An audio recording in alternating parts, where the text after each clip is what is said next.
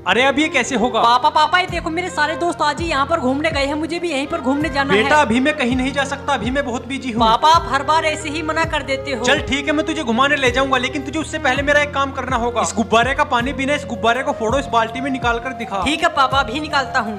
ये कभी नहीं निकाल पाएगा। अब देखो मेरा कमाल, पहले इस टेप को यहाँ पर चिपका देता हूँ। पापा इधर देखो, और ये लो ये गई इसके अंदर सुई, गुब्बारा फूटा भी नहीं और पानी बाहर निकाल दिया। पापा अब चलो मुझे घुमाने। पापा वो देखो सामने क्या है। वाओ बेटा ये तो सच में बहुत सुंदर जगह है, चलो चलते हैं। पापा ये देखो कितनी बड़ी मछली, मैंने तो पहली बार देखी है इतनी बड़ी मछली। वाओ पापा कितना मजा आ रहा है यहाँ पर। चिंटू बेटा उधर देख कितनी बड़ी मछली, चल बाय कर दे उसे। बाय।